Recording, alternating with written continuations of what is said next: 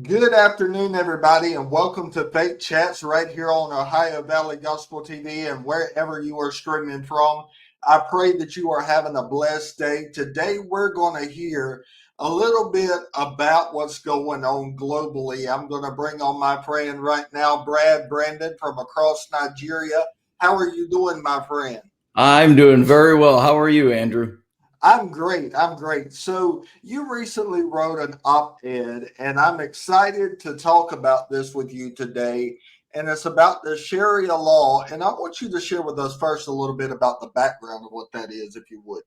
Yeah, so Sharia law is basically the law that's implemented in under Islamic rule, and it deals anything from civil issues to criminal issues. It will prescribe punishments for crimes that are committed. It deals with divorce, child custody, inheritance. Basically, Sharia law is the convergence of Islam and the legal system of that country. They end up being one and the same. Here in the United States, we have something called the separation of church and state, and I know that's not truly a constitutional thing. But there's a separation between church rules and civil rules and the legal system. Under countries that have Sharia law, there is no line at all between church and state. The law is Islam, and Islam is the law. So, elaborate on your concerns regarding the spread of Sharia law globally and its implications for human rights. Yeah, I mean, there's a lot of implications. First of all, the punishments are barbaric to say the least. Under the apostasy laws of Sharia law, somebody can be killed, be executed by either beheading or stoning simply for leaving the Islamic religion. That's a crime punishable by death. I know that because I work in northern Nigeria, and 12 of the states in northern Nigeria have adopted a very strict form of Sharia law, and that is a reality in northern Nigeria. If you leave Islam, if you convert from Islam to Christianity, your family can legally, under Sharia law, kill you or hire somebody to kill you. We have a whole refugee facility that's devoted to getting people out of those situations and bringing them into safety. Other punishments will include hand amputation for stealing, flogging, usually it's about 40 times, flogging or caning for doing drugs, genital mutilation. That's just some of the punishments that take place under Sharia law. It's nothing short of barbaric. Wow. So, in your opinion, Peace, you mentioned the slogan globalize the impotata. What do you believe are the potential consequences of political figures not condemning such rhetoric? Yeah, so what you're referencing is Mamdani, who is the mayoral candidate, the Democratic nominee for mayor in New York City. He was asked 3 times on Face the Nation to denounce the motto of the extremes in this country that are calling for globalize the intifada. And all 3 times he skirted the question. He would not condemn that statement. And I don't know if he doesn't understand, but I know a lot of people who would support him probably don't understand what that means. Intifada really is, at the end of it, the implementation of Islamic rule, and with that comes Sharia law and all of the barbaric actions that I was just talking about. And also to go along with that, I mean, it's not just the barbaric punishments that go along with Sharia law. It is also a human rights issue in the fact that it doesn't just affect men; it affects women and children, probably more so. Under Sharia law, a woman's testimony is worth half that of a man's. So you can imagine the implications that that has in a divorce case or child custody case. When a woman is has half the weight of her testimony than a man does. That's been challenged even in this country, because this isn't just about Sharia law in other parts of the world. Sharia law is beginning to creep its way into our country through what's called Sharia councils. And right now they operate under the state, local, state, and federal laws. They're subjugated to our laws. However, that is very quickly being challenged. One case out of New Jersey, a Supreme Court judge, a Superior Court judge, was dealing with a divorce case, and he consulted with the couple's imam. That's like the religious pastor. And under the Sharia law and what the imam was operating, he basically discounted the testimony of the woman that her husband was abusing her. And so he denied the woman a protective order. Now, the Supreme Court in New Jersey ended up overturning that ruling. However, it just shows the volition and the push that Sharia law has to challenge local, state, and federal laws. And that's even happening in the UK. The UK right now, under the Arbitration Act, has made it to where Sharia law rulings are actually considered precedent in British courts. So they're using the rulings of Sharia courts to impact their rulings in Britain right now due to the Arbitration Act. So it really does have a way of using the existing system to kind of work its way in to a almost superior position to even the local, state, and federal laws. And it's happening. It's not just New Jersey. It's areas like Minnesota and Michigan. It's countries like the UK, Germany, and even Sweden right now has what they call no-go zones. And that's where first responders can't enter these areas. Police can't enter these areas because they're Islamic areas that are under the control of Sharia law or under the rule of Sharia law. So they call them no-go zones in their own country. They can't enter into these areas. So it really does have a way of challenging the local system, moving in and creating a superior system, or a system that works outside of the local, state, and federal laws. So how do you see the role of local leadership, such as the mayor of New York City, in addressing or mitigating the influence of radical ideologies? Well, I think it's very clear that he is not willing to condemn globalize the intifada, and that's probably the biggest one. That's what's all over the news right now. That's what my Daily Wire article is about. If you're not willing to condemn the idea of a violent takeover of Islam, and you are about to, by all intents and purposes, he's the Democratic nominee for the mayor of New York City. That's the largest city in our country. And if you're not willing to condemn something that calls for a violent takeover by Islam, I think that should be really concerning, not only to New Yorkers but to Americans altogether. So do you think it has a lot to do with him having a Muslim background? Oh, absolutely. It has to do with his Muslim family and his radical ideas. At its core, Sharia law and Islam really seem to flourish under totalitarianism. And so, anywhere that you have a country that's a dictator, so many countries in the Middle East are dictatorships, at their core. Sharia law and Islam thrive under those kind of environments. So it's not surprising that Mamdani, who is a Muslim, and I know many Muslims, I have many Muslim friends as I work in northern Nigeria. Most of them, 90% of Muslims, are peace-loving people who just want to raise their families and do well by their families. But there is a radical element in Islam that gravitates to violence, that gravitates to control and totalitarianism. You have Mamdani, who, as I mentioned, is the Democratic nominee for mayor of New York City, and he's calling for a socialist takeover. He's calling for grocery stores to be owned by the state and the government. These are totalitarian ideas, and I don't think that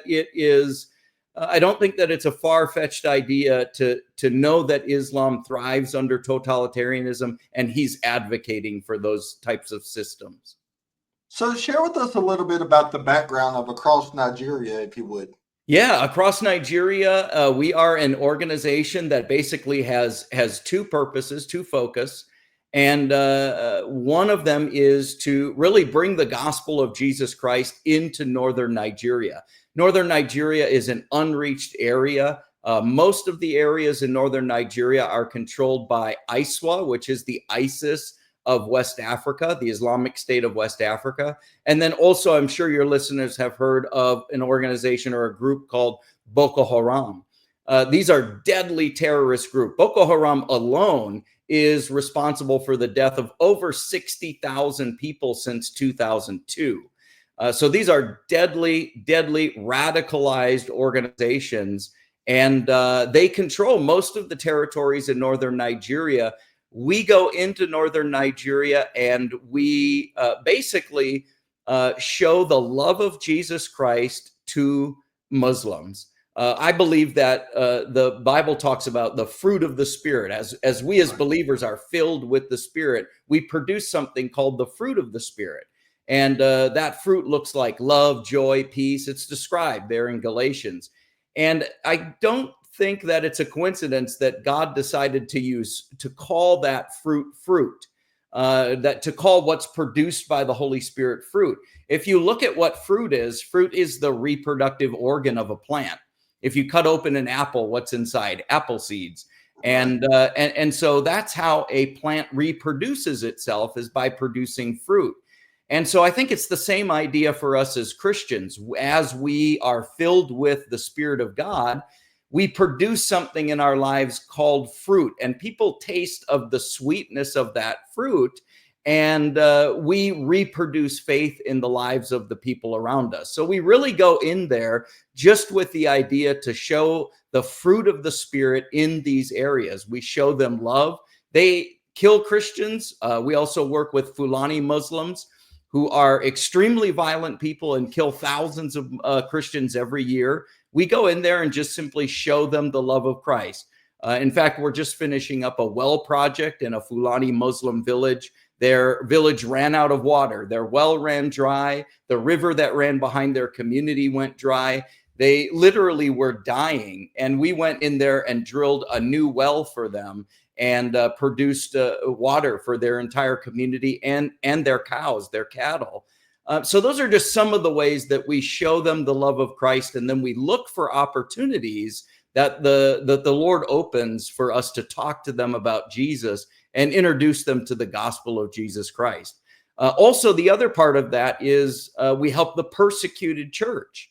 As I mentioned, under Sharia law in northern Nigeria, if you're a Muslim, you convert to Christianity, that's a crime punishable by death. And so there's a huge persecuted church in northern Nigeria that are suffering. I mean, these people can't even go to the market and buy food because they're second-class citizens. They can't find medical care. They can't send their kids to school. They're literally living out in the wilderness, in the bush, in the desert in northern Nigeria, often with very little access to food and water. And they're living in these communities. And to them, that's church. I always tell people here in the United States, church is a place we go to. In northern Nigeria, church is a community that you live in, and you need to live there to survive. And so we go into those environments and we help the persecuted church as well. So that's sort of a 30,000 foot view of what Across Nigeria does and what we're about. So can you share more about the initiatives Across Nigeria has implemented to reduce the violence in northern Nigeria? Yeah, that's a great question. We have for the last 10 years, we have started schools in Fulani Muslim communities. And not only do these schools educate Fulani Muslims, about less than 10% of Fulani children are enrolled in school, attend school at all. Less than 1% of Fulani children can read and write, even in their own language, Hausa, which is the language of northern Nigeria. We go into Fulani Muslim communities and we start and establish schools that not only teach the basics, reading, writing, and arithmetic, but we also use the Bible to teach these children to read and write English. And if you can read and write English in northern Nigeria, that is like having a college education. And what's happened from that is the reduction of violence. Everywhere we've started a school, the violence has been reduced by measurably by about 60 or 70%. So it's really helping with the violence that's happening all over northern Nigeria. When you give people education, you give them opportunities. When you give them opportunities, they have other options than violence. And most people, no matter who you are, will don't want violence, and so they'll look for other options, and they only resort to violence when there are no other options to choose, when they feel like they have no hope, no other choices. So we go into those areas and give Fulani Muslims choices so that they can thrive and so that they can succeed where they are and in their own country. And it's really making an impact in that area. So I'm sure there's been many, but as you mentioned, you're teaching children the Bible throughout their schools. So, what would be one testimony of a certain child that maybe you've heard or seen with your own eyes that you would like to share with our audience? Yeah, we have so many. It's hard to pick one, but we have many children who are learning to read and write English. We have about 3,000 students right now in our school system, and we have a lot of Muslims who come to Christ through our school system.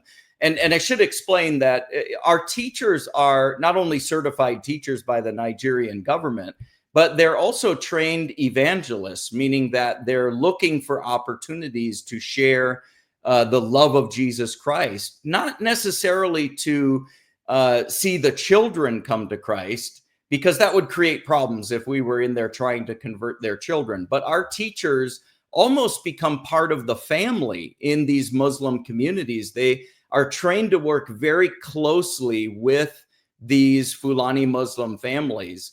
And like I said, they almost become part of the family. And it's through those close relationships that we see so many come to Christ. I'm sure your audience and you have heard of people don't care what you know until they know that you care. So we first go in there, and all of our teaching staff, including myself, we make sure that they know that we care long before we ever get into them caring about what we know. And so through that, we've seen literally thousands of Muslims come to Jesus Christ all throughout northern Nigeria. So it's hard to just pick one story, but that is what's happening through our school system. Our schools are probably the biggest way that most effective way, I should say, that we are sharing the love of Christ in those areas. So, how do you approach building trust and fostering dialogue between Christians and Muslim communities in Nigeria? Yeah, that's a great question. It takes a long time to be able to go into a Fulani Muslim community. Fulani Muslims are very segregated. They live off in the bush. They're separated. They're isolated, often living in very rural areas in the Sahel region of the Sahara Desert. And so we go in there into their communities upon an invitation. And we just, again, show them that we care. We've helped them with clean water, drinking systems. We've helped them with medication in their communities when they need it. Again, even educating their children is a great way just to break that barrier between us and them. And sometimes that takes maybe a few months, and sometimes that can take upwards of years. There's some Fulani Muslim communities that we've been working with for 10 years, and we're still looking for an opportunity to get into their community and become part of them. It really does take a long time. It's a lot of investment to go into those areas. You can't just go in with bullhorns, Bibles, and gospel tracts. You really need to go in and just become their friend and get them to trust you and get into a relationship where you can trust them. And it's really about building relationships. That's the primary foundation of what we do.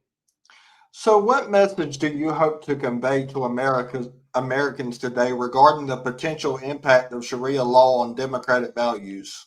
Yeah, I think one of the things is that there are many places here in the United States that have Sharia councils that are operating right now. And as I mentioned before, that's being challenged. The Sharia law is challenging local, state, and federal laws. The Europe right now is really the canary in the coal mine. Even the European Council has warned and said that they are very concerned about the Sharia law infiltration into into Europe and European communities. The European Council, is not a right wing organization or a conservative organization. They're a very liberal organization, and they're even sounding the alarm that this is a big concern in Europe. And I think we as Americans should look to that and use that almost like a canary in the coal mine and say, okay, they've allowed Sharia law in many countries in Europe. As I mentioned, UK, Germany, Sweden, Greece is another one that's having a lot of problems. And we should really take that warning. And some people are. There are right now, I think 15 or 16 states that have implemented bans on Sharia law. So there's state legislatures that have seen this, that are concerned enough to vote in legislation that bans Sharia law in their state. And I think there's another 24 that are working on legislation, that have legislation on the books. So they're even seeing this and saying this is a big problem. So I think as Americans wake up and we see what's happening, that's the time that we really need to sound the alarm to our friends, our family members. We need to be talking to our legislators of our states and warning against this, because it is an infringement on human rights. If you look at the United States Commission on International Religious Freedom, I think every other year, they put out a list of countries that they call are countries of particular concern concerning human rights. And over half of the countries on that list are countries that have implemented Sharia law. And Sharia law is growing. Back in 1980, there was one country in the entire world that had implemented Sharia law as part of as its legal system. That was Saudi Arabia. By the year 2000, that number had jumped to 16. And right now, I think we're at about 35 countries in the world have implemented Sharia law. And there's only 195 countries in the world, give or take. And 35 of them have Sharia law in them right now. So it's clearly growing. And I just think Americans need to wake up and they need to see this as a real threat. It's not hyperbole. It's not hysterics. Look at the numbers. Look at the statistics. It's real. It's growing. And it does trample human rights wherever it goes. So, in your experience, what role does education play in combating radical ideologies, and how is Across Nigeria contributing to this effort? Yeah. So our schools, when you give education to people, you give them opportunities. Most of the people, because of the socioeconomic problems that they're having in these areas, most people live on about $1 a day. They barely make enough to feed themselves for that day. So everyone is they're in survival mode, trying to survive. And then you have a conflict between Fulani herders and Christian farmers. Most of the farmers in most of the Christians in northern Nigeria are farmers, and most of the Fulani Muslims in northern Nigeria are herders. They herd cattle. Well, you can imagine what happens when a herd of cows wander onto a farmer's field and eat his crops for the entire year. Usually the farmer goes out and chases the cows away, and then the Fulani come back and they retaliate, and before long it escalates into a massacre. About 3 weeks ago, there were 200 Christians that were killed in a similar situation, massacred in one morning by Fulani Muslims. And so when we go into these areas, we also do what's called peace talks in different communities, where we go into areas that have had a history of violence. And we go in and talk to them about peace, and we educate them about the cost of violence on their community. We share things with them like when a cow eats a farmer's crop, who does that hurt? Does it just hurt the farmer, or does it hurt everyone who goes to the market? And because the cows have eaten the crops, the supply goes down and the price goes up, and that affects everybody, both Muslims and Christians. What happens when a Christian poisons the grass where the cows are grazing and it kills the entire herd? What happens when you go to buy meat in the market? Does that just affect the Muslims? No, everybody pays more in the market because the supply goes down. So we teach them practical things like that show that the cost of violence is so great and so vast that it affects the entire community and the future. Their children, their grandchildren, their great-grandchildren are affected by the violence today.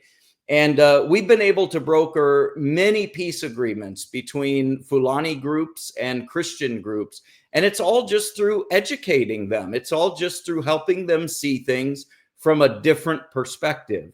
And that's probably no different than anyone else in the world. The greater, the broader our perspective is, the more we understand where people are coming from. So looking ahead, what are your hopes for the future of religious coexistence in Nigeria and beyond, and how can the individuals support this mission?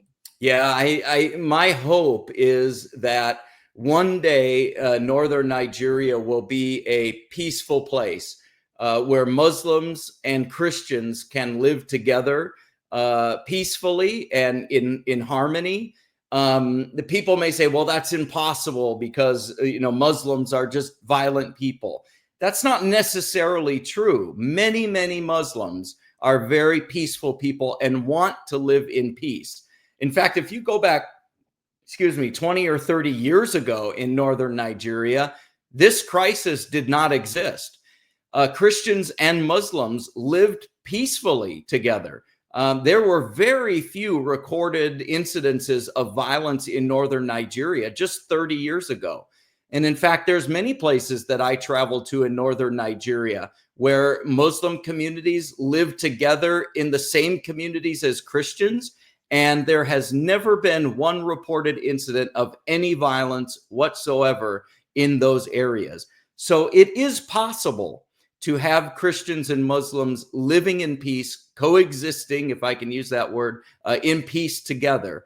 And we hope to return it to that one day. And it's a huge problem. It's a big problem, but I believe that Across Nigeria is putting a dent in that. And the biggest way that I tell people they can help us with that is pray for us. It is the prayers of our followers and supporters that sustain us everywhere we go. Obviously, we work in some very violent and very risky, high-risk areas.